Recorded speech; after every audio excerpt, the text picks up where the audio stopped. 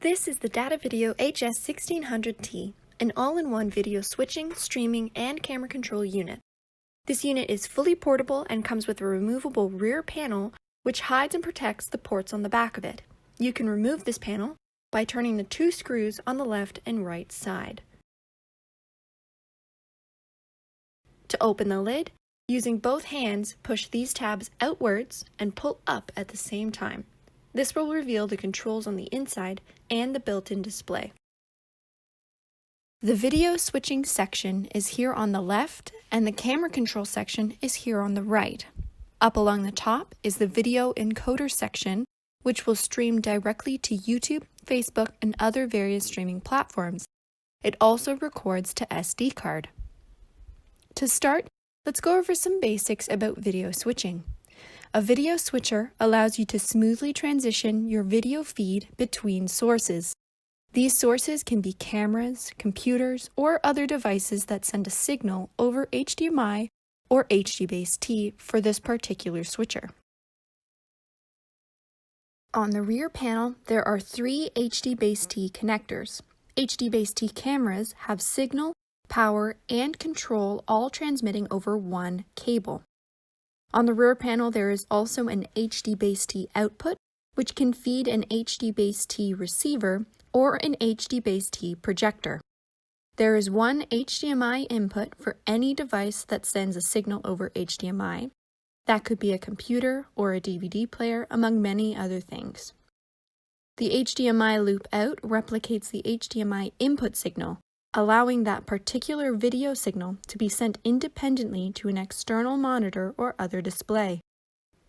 There are two HDMI outputs that can also be used to send the video signal out from the switcher to local screens or alternative end locations. You can bring audio into the video switcher by XLR or RCA. The stream port is used to connect the HS-1600T to your building's internet. Along the bottom is where the program strip and preview strip are. The input that is lit up red is the input that is currently being sent to your program feed. The program feed is what ultimately sends to a stream, recording, and to the screens in your sanctuary. The preview is what you have queued up for the next shot. The input that is lit up green is the input that is selected as your preview.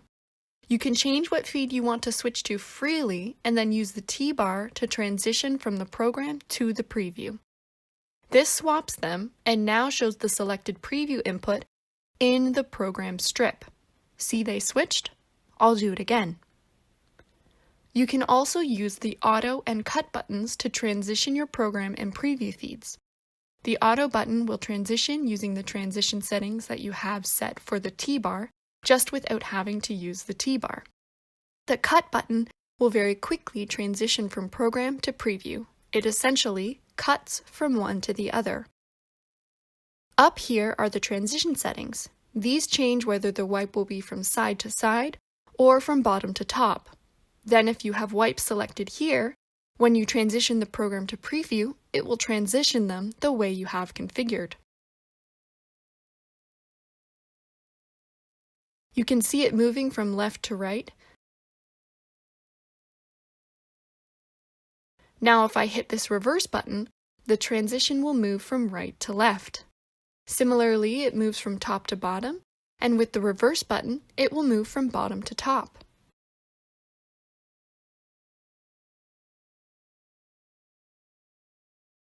The mix button will transition from program to preview smoothly. These here are the user memory buttons, picture-in-picture buttons, and LumaKey buttons. These are navigation buttons for the built-in menu, which provides additional options and adjustable settings. On the left here are some master volume controls for the audio inputs. Over here on the right are some camera controls. Channel A corresponds to HD-Base-T port 1, Channel B corresponds to HD-Base-T port 2, and Channel C corresponds to HD-Base-T port 3. Each input has 4 camera position saves. You can also access each camera's onboard menu using this button. This menu button will open the menu for the channel you have selected, Channel A, B, or C.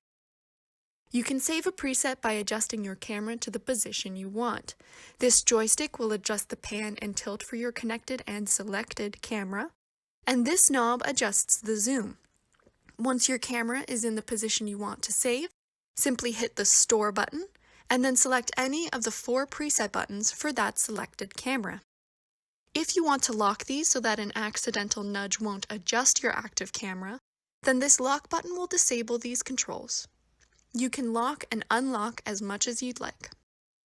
Over here you can adjust the focus and iris. The autofocus and auto iris work pretty well, so my recommendation would be to leave these selected unless you know how to adjust them. This knowledge comes with time and experimentation, so I would recommend using these new cameras when you are not in the middle of a service to fully familiarize yourselves with the new equipment. Focus is how crisp your image looks, and iris is all related to how much light is being let into the lens. The speed settings adjust how quickly the selected camera will pan, tilt, and zoom. Up at the top here are the recording and streaming controls. The SD card slot is where you can insert your SD card to record to. These buttons are pretty self-explanatory.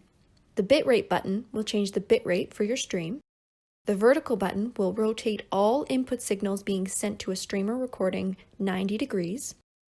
The record button starts a recording, and the stream button starts a stream. These buttons are all settings for this built-in display. It is important to note that the power button here is for the built-in display. If you turn on your HS-1600T and the display doesn't come on, it is probably because you need to also turn this button on. So now for a quick recap.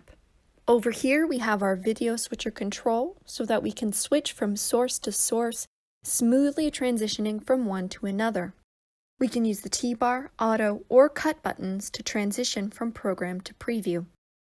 And over here are the camera controls, which allow you to smoothly control up to 3 HD Base T cameras.